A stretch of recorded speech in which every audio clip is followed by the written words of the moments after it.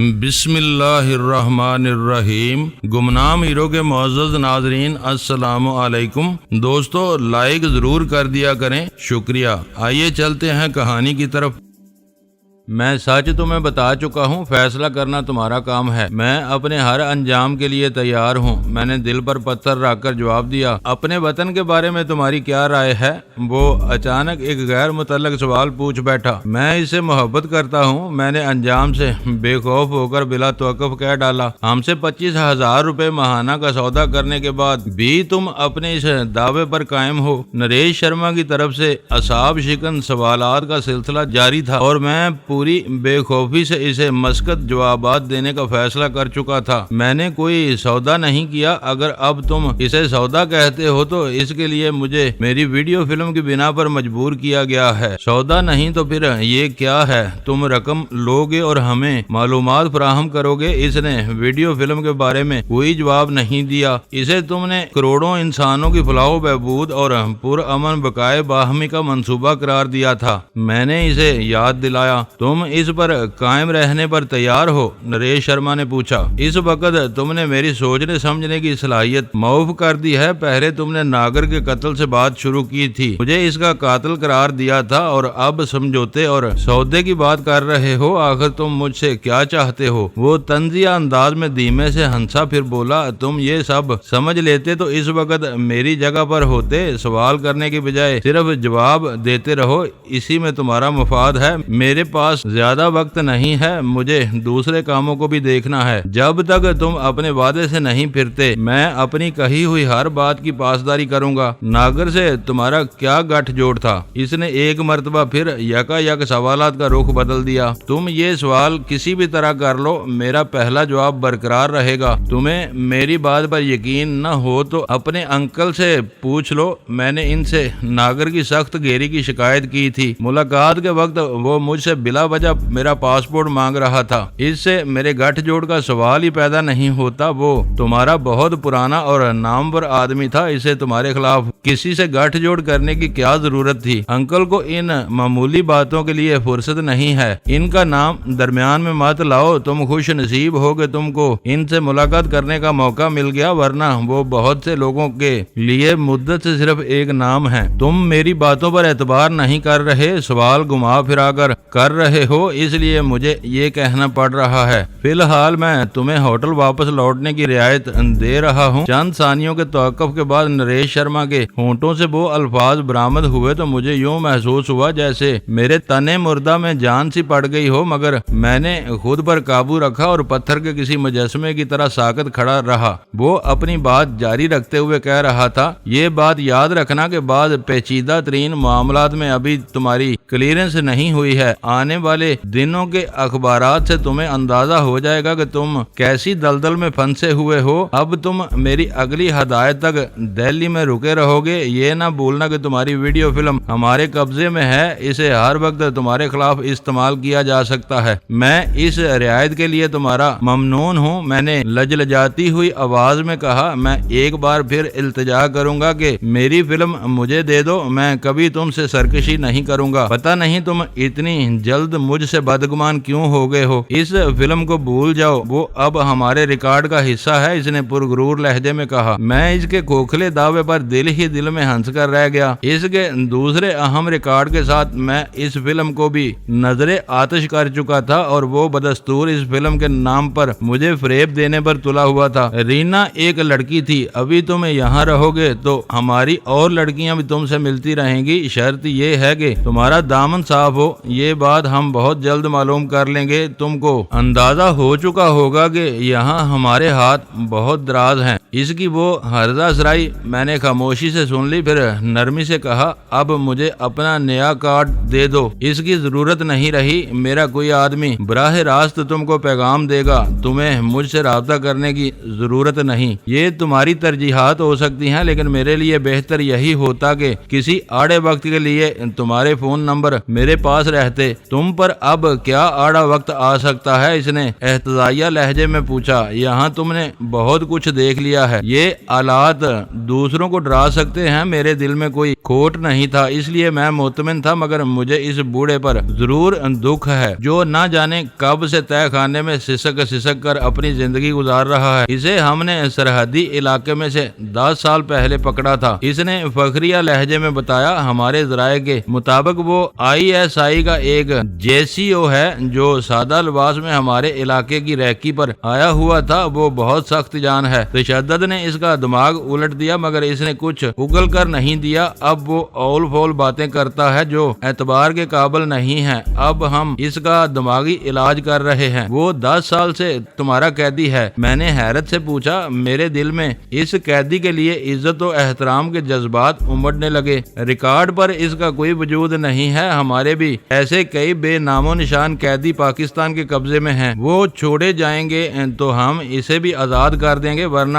یہ اسی تہہ خانے میں اپنی زندگی کے باقی دن پورے کرے گا۔ تمہارے فون نمبروں کی بات ادھوری رہ گئی۔ بد نصیب قیدی کے نازک موضوع کو آگے بڑھانے کے بجائے میں نے دوسری بات چھیڑ دی۔ تم عارضی طور پر مطمئن ہو گئے ہو، مگر دہلی کے نئے حالات میں کوئی دوسری ایجنسی مجھے تنگ کر سکتی ہے۔ تمہیں معلوم ہے کہ یہاں آئے ہوئے پاکستانیوں کو ہر وقت شک و شبے کی نگاہ سے دیکھا جاتا ہے۔ ہم دوسروں کے معاملات میں دخل نہیں دیتے۔ یہ کہتے ہوئے نریش نے کرسی چھوڑ دی۔ اگر کسی اور نے تمہارا رخ کیا تو تمہیں اپنے طور پر اسے مطمئن کرنا ہوگا، اس بارے میں راہ تمہاری کوئی مدد نہیں کر سکے گی۔ وہ درمیانی دروازہ کھول کر دوسری طرف غائب ہو گیا۔ چند لمحوں بعد اسی دروازے سے وہ دونوں آدمی نمودار ہوئے جو مجھے تہہ خانے سے نکال کر وہاں تک لائے تھے۔ ایک نے میرے ہاتھ سے پٹی لے کر دوبارہ میری آنکھوں پر باندھ دی۔ وہ مجھے اس کمرے سے لے کر چلے تو مجھے کچھ علم نہیں تھا کہ میری اگلی منزل کیا ہوگی۔ نریش شرما نے میری مشروط آزادی کا فرمان ضرور سنا دیا تھا، مگر یہ نہیں بتایا تھا کہ اس پر کب سے عمل کیا جائے گا۔ جب مسافت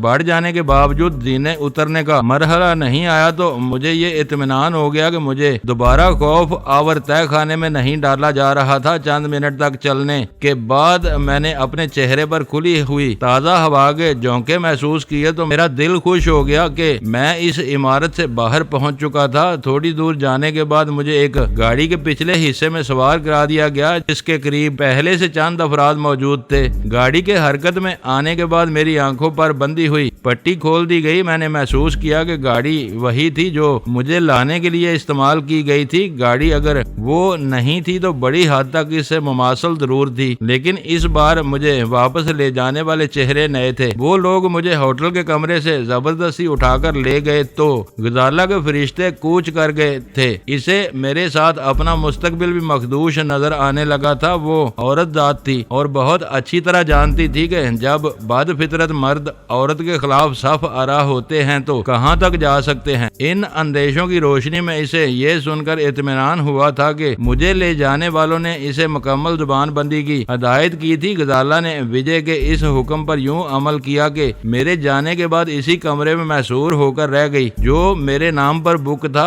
وہ کمرہ جو غزالہ کے نام پر لیا گیا تھا بدستور مکفل رہا۔ مجھے غزالہ کی حالت کا اندازہ تھا۔ میرے بدن پر موجود کپڑے روایتی معنوں میں سلیپنگ سوٹ کے زمرے میں نہیں آتے تھے، لیکن وہ ایسے نہیں تھے کہ ان میں ملبوس ہو کر پورے ہوٹل میں گھوما جا سکے۔ مجھے واپس چھوڑنے والوں نے پارکنگ لاٹ میں گاڑی سے اتار دیا تھا۔ میں عقبی راستے سے ہوٹل میں داخل ہوا اور گرد و پیش کو یکسر نظر انداز کرتا ہوا انٹرکام کارنر کی طرف چلا گیا۔ انٹرکام پر میں نے غزالہ کو اپنی واپسی کی اطلاع دی اور لفٹ کا رخ کیا۔ میں اسے باخبر نہ کرتا تو وہ میری دستکوں پر اپنی اطمینان کیے بغیر کمرے کا دروازہ نہ کھولتی اور مجھے دیر تک انتظار کرنا پڑتا۔ انٹرکام پر بات کرنے کا یہ فائدہ ہوا کہ وہ دروازے سے لگی میری منتظر تھی۔ دبیز قالین والی راہداری میں میرے قدموں کی ہلکی سی دمک پر اس نے دروازے میں خفیف سی جری پیدا کر کے باہر جھانکا اور پھر میرے لیے دروازہ پوری طرح وا کر دیا۔ میرے اندر پہنچتے ہی وہ والہانہ انداز میں میرے گلے لگ گئی۔ راہ والے مجھے بستر سے اٹھا کر بھوکا پیاسا لے گئے تھے۔ غزالہ ایک مشرقی لڑکی تھی۔ میرے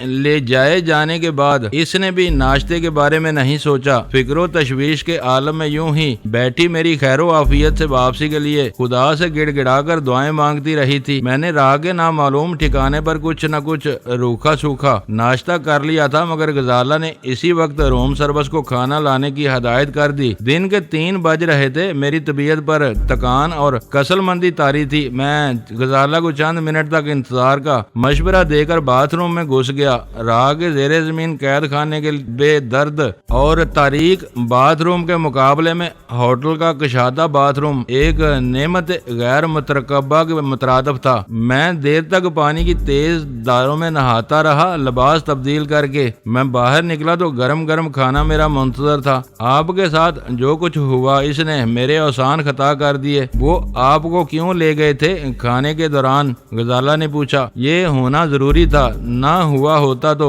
मुझे बेचैनी से इनकी आमद का इंतजार रहता। दिन में मैं इनसे मिला, रात को हर तरफ तबाही फैल गई। किसी भी सबब और सबूत के बगैर इनका मेरी तरफ मतवज्जो होना नागजीर था।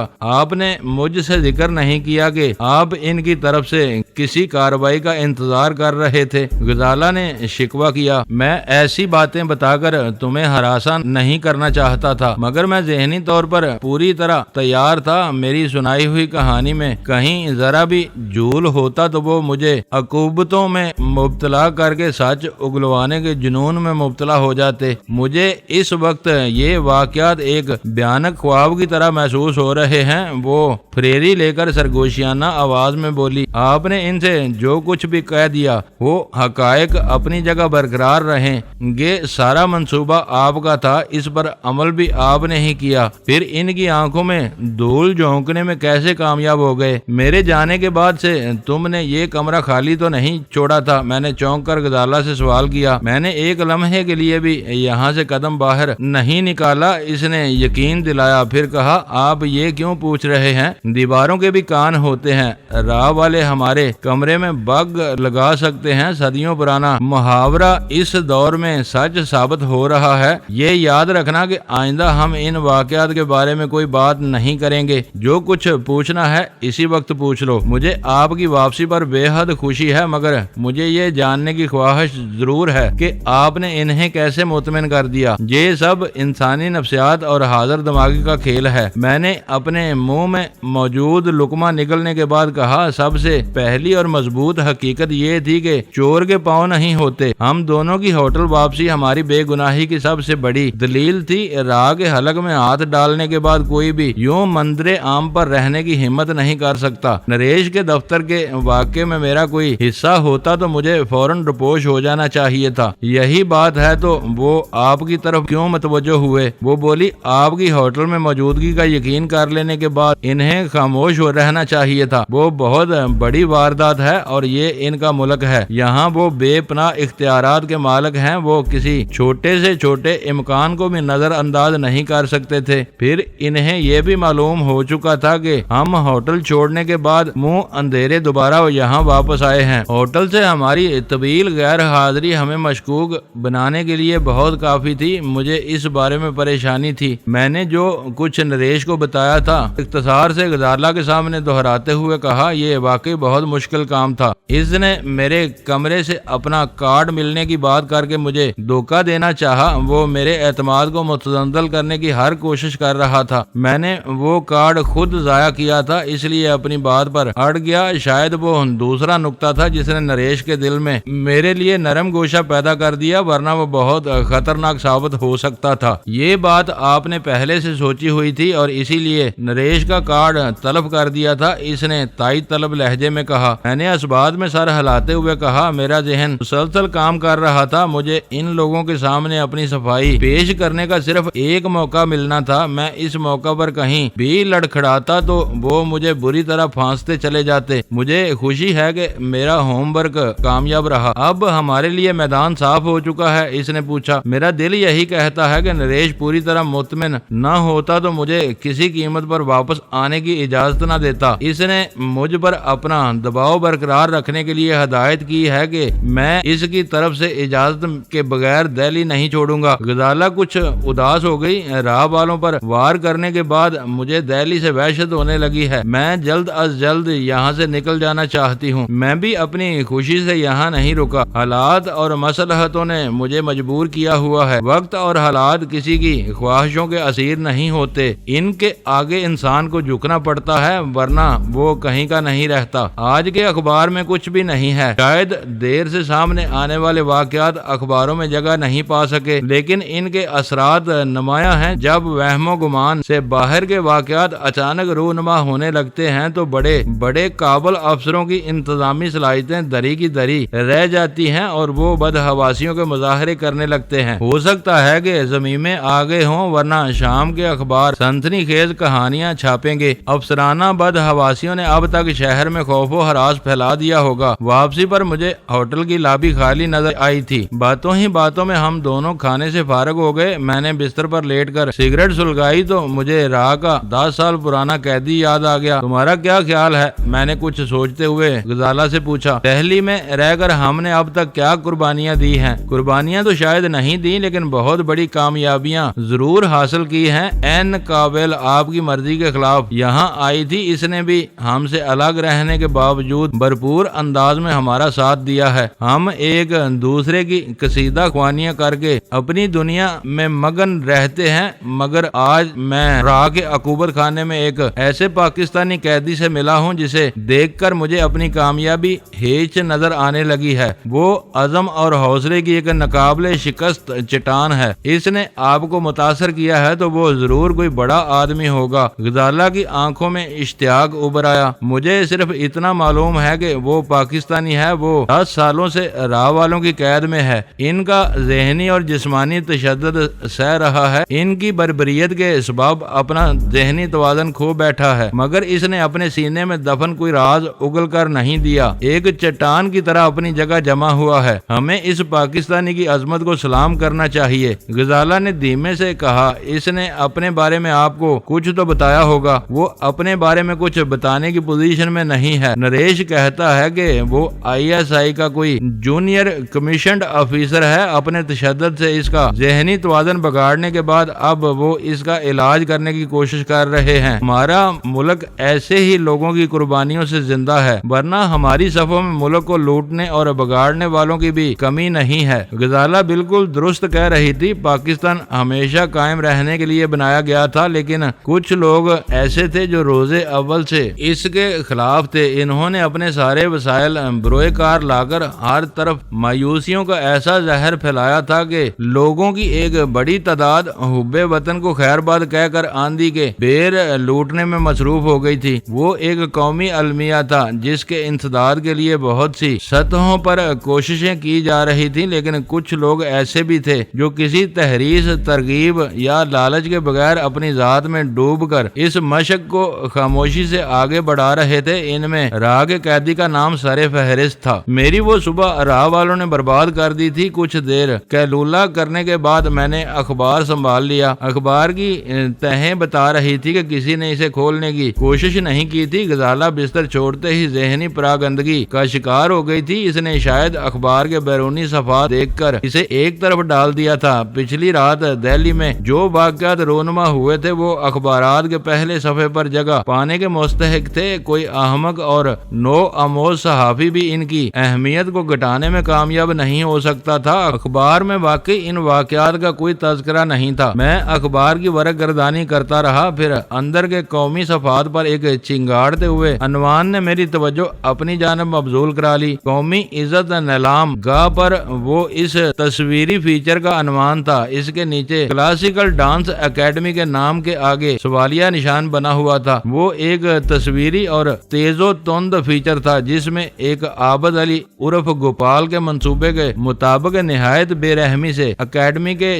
چیتھڑے اڑائے گئے تھے۔ مضمون پڑھنے سے قبل میں نے متعلقہ تصاویر کا جائزہ لیا۔ وہ ان مظلوم لڑکیوں کی تصاویر تھیں جو باعزت روزی کمانے کا عزم لے کر تربیت کے لیے کلاسیکل ڈانس اکیڈمی میں داخل ہوئیں اور راہ کے بعد عیاش طبع افسروں کی جنسی آزمائشوں کا نشانہ بننے کے بعد دربدر ہو گئیں، کیونکہ ان افسروں نے ان لڑکیوں کو اپنے مقاصد کے لیے مسترد کر دیا تھا۔ وہ تینوں لڑکیاں اپنی تربیت مکمل کر سکیں، نہ راہ کے معیار پر پوری اتر سکیں، اور پیٹ کا جہنم سرد کرنے کے لیے دنیا کے اس قدیم ترین کاروبار کا ایک حصہ بن گئی جس میں ذاتی زینت و آرائش کے سوا مزید کسی سرمایہ کاری کی ضرورت نہیں ہوتی۔ وہ تینوں کال گرلز دہلی میں مقیم تھی، لیکن لیکن ان کا تعلق بھارت کے دور دراز علاقوں سے تھا۔ فیچر کے ساتھ رینا اجیت رائے یا کسی ایسی لڑکی کی تصویر نہیں تھی جو باقاعدگی سے راہ کے لیے کام کر رہی ہو۔ میں نے پوری توجہ سے وہ بعد تصویر اخباری فیچر پڑھ ڈالا۔ مجھے یہ دیکھ کر مایوسی ہوئی کہ اس میں نام لیے بغیر سرکاری ایجنسیوں کا گنونا کردار بیان کیا گیا تھا۔ کسی خوف کے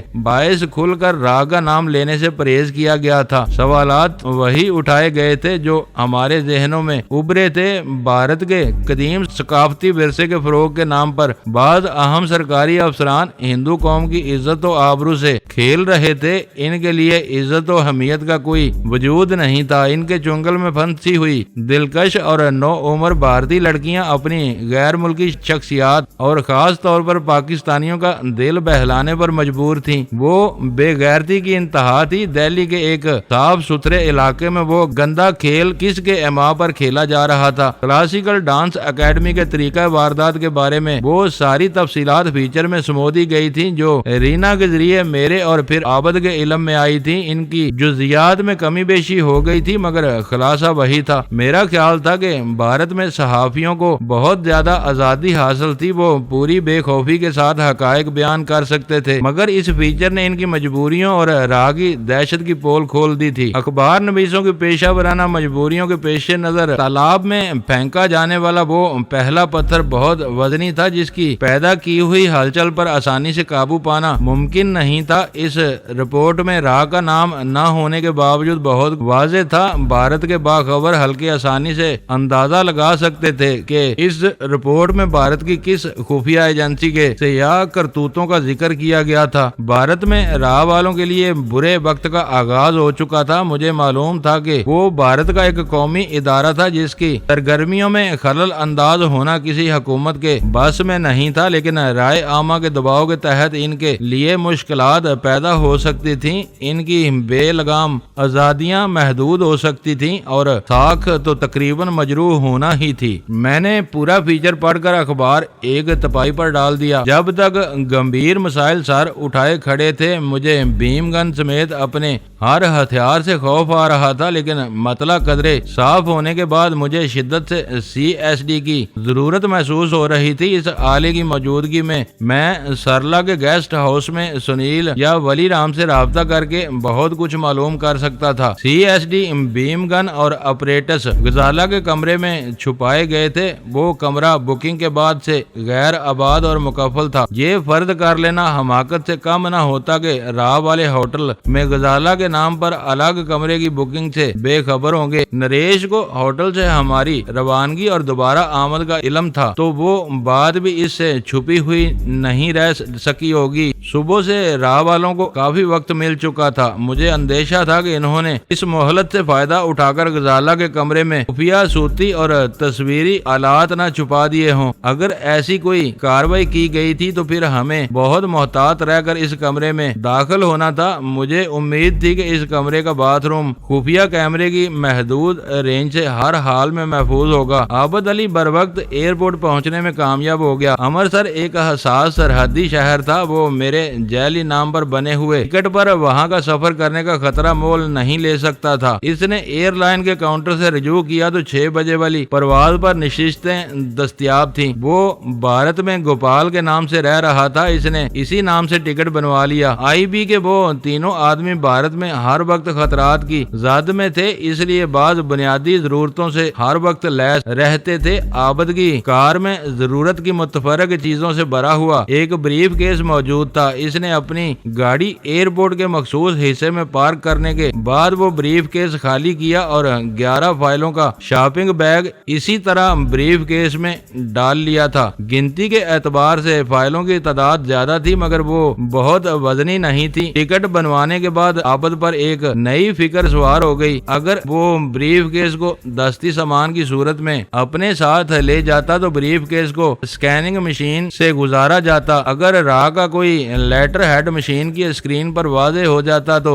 عابد کے لیے پریشانی پیدا ہو سکتی تھی۔ الیکٹرانک مشین کی جانچ پڑتال سے بچنے کا واحد طریقہ یہ تھا کہ وہ بریف کیس کو دستی سامان کے طور پر لے جانے کی بجائے مکفل کر کے بورڈنگ کاؤنٹر پر دے دیتا۔ اس طرح وہ بریف کیس سرسری دیکھ بھال کے بعد دہلی سے امرتسر پہنچ سکتا تھا۔ اس متبادل طریقے طریقے میں خرابی یہ تھی کہ بریف کیس کا وزن کم ہونے کی وجہ سے کاؤنٹر کا عملہ شک و شبے میں پڑ جاتا۔ ہوائی سفر کرنے والے مسافروں میں یہ رجحان عام ہے کہ وہ منزل پر پہنچ کر سامان کے انتظار میں وقت برباد کرنے کے بجائے قدرے بھاری سامان بھی اپنے ساتھ کیبن میں لے جانے کو ترجیح دیتے ہیں۔ یوں وہ جہاز سے اترتے ہی ایئرپورٹ سے باہر نکلنے کے لیے آزاد ہوتے ہیں۔ عابد کا ہلکا اور اکلوتا بریف کے سامان کے طور پر وصول ضرور کر لیا جاتا، لیکن پھر اس کی خصوصی پڑتال ضرور ہوتی۔ خاصے تذبذب کے بعد عابد نے وہ بریف کیس اپنے ساتھ لے کر سفر کرنے کا فیصلہ کر لیا۔ تلاشی کے مرحلے پر جب اس کا بریف کیس مشین سے گزارا گیا تو وہ متجسس ہو کر پہلے سے ایسے مقام پر پہنچ گیا جہاں سے اسکرین اسے نظر آتی رہے۔ اسکرین پر مختلف اشیاء کے دھندلے خاکے نظر آئے۔ اس کے بریف کیس کے اندر ایک چوکور خانے کے سوا کچھ نہیں تھا۔ بریف کیس مشین سے گزر کر پٹے پر چلتا ہوا اس کے سامنے آ گیا۔ اس نے وہ مرحلہ سار ہونے پر اپنے دل ہی دل میں خدا کا شکر ادا کیا اور لاؤنج کی طرف چل دیا۔ وہ عابد کے سفر کا اہم ترین مرحلہ تھا جو آسانی سے سار ہو گیا۔ 8:30 بجے عابد امرتسر کے کوئنز روڈ پر پہنچ چکا تھا۔ میں نے اسے بتا دیا تھا کہ پچھلی بار ویرا گرانڈ ہوٹل میں ٹھہری تھی۔ امرتسر میں زندگی کی رونق اور چہل پہل شروع ہو چکی تھی۔ پوری پراٹھوں، دودھ، لسی کی دکانیں اور ہوٹل وغیرہ کھل گئے تھے، لیکن بازار بند پڑے ہوئے تھے۔ اس نے ایک دکان پر رک کر سگریٹ کا پیکٹ خریدا اور سرسری انداز میں سوال کیا تو اسے پتا چلا کہ دہلی سے رات کو روانہ ہونے والی آخری ٹرین کافی دیر پہلے امرتسر پہنچ چکی تھی۔ وہ جانتا تھا کہ ٹرین کا سفر کتنا ہی آرام دہ کیوں نہ ہو، تھکا دینے والا ہوتا ہے۔ ویرا امرتسر پہنچ چکی تھی تو سڑکوں پر ماری ماری پھرنے کے بجائے آرام کی غرض سے ہوٹل کی طرف ہی گئی ہوگی۔ وہ سگریٹ سلگا کر گرانڈ ہوٹل کی طرف چل دیا۔ یہ ہر سیاح اور مسافر کی فطرت ہوتی ہے کہ وہ اجنبی شہر میں نئے تجربات کا خطرہ مول لینے کی بجائے پرانے تجربے سے استفادہ کرتا ہے۔ اس توقع پر عابد نے گرانڈ ہوٹل میں اپنے لیے ایک کمرہ لیا تاکہ ہوٹل میں زیادہ دیر تک اپنی موجودگی کا جواز پیدا کر سکے۔ دوستو ویڈیو کو لائک ضرور کر دیا کریں۔ ISI پاک آرمی زندہ باد، پاکستان پائندہ باد۔ معزز ناظرین اپنا خیال رکھیے گا اور اپنے اس چینل کا بھی شکریہ۔